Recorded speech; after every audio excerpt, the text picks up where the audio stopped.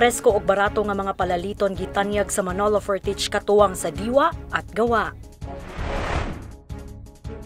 Giplastar ni Pastor Rapirap ang manager sa Blessed Lingion Multipurpose Cooperative ang mga utan ug lamas nga baligya sulod sa Manolo Fertich katuwang sa diwa at gawa kon Kadiwa Trade Center nga anaa nahimutang sa Barangay Tangkulan Agosto 8. Gikalipay ni Pastor nga ang ilang kooperatiba ang maoy gitugutan nga modumala sa Kadiwa kung asa mapalit ang mga baligyang utan ug uban pang mga basic commodities nga gikinahanglan sa matag pamilya sa ubos nga presyo.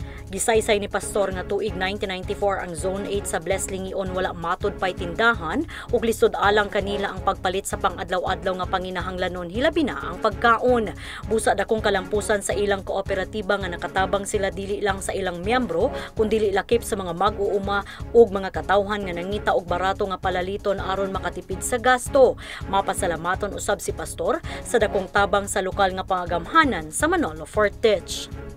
Gidawat namo ni siya dito kay ako nga mag-uuma, nakasinati ako nga among produkto maglisod kami og baligya ilabi na sa mga produkto nga kakinahanglanon kayo kadlaw-adlaw, mga utanon. Ako utan di na ako mautanon, di ako mabaligya, so maglisod kami og baligya. Kini karon akong giingnan akong mga silingan, ug ingon man ako nagbalik ako garden kay para nga among i-display dinhi.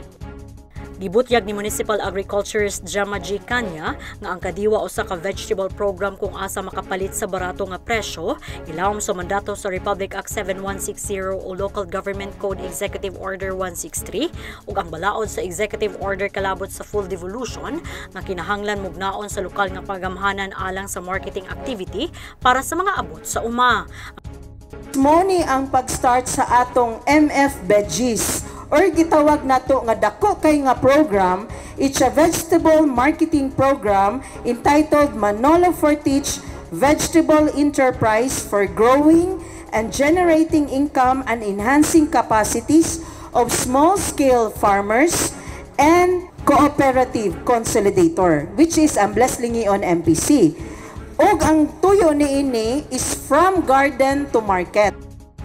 Usa sa 10-point agenda ni Municipal Mayor Rogelio Enquinio ang paghatag solusyon sa kapobrehon pinaagi sa mga livelihood programs o pagbugna og mga kooperatiba nga makahatag og kapanginabuhian sa mga Manolenyo. Busa gidayeg ni Mayor Quinio ang kahimuan sa Blessed Lingion Multipurpose Cooperative kansang nakadawat sa pasidungog nga outstanding cooperative sa Intiro, Pilipinas. Gilantaw sa mayor ang dakong tabang sa Kadiwa pinaagi sa pagdumala sa kooperatiba nga makahatag og kinitaan sa mga mag-uuma ug hilabi na nga adunay kapalitan nga barato ang mga katawhan. Dako kayo nga advantage para sa atong mga katawhan tungod kay barato ang ilang baligya. Din makatabang sa atong mga farmers in the sense nga ang mga utanan na tustugkaran nga na-produce sa atong mga farmers mabaligya diha sa atong Kadiwa Center. Ang Kadiwa Trade Center abli matag Lunes hangtod Sabado sa alas 8 sa buntag paingon, alas 6 sa gabi. Mayra Madronero, Barog, Manolo Fertich.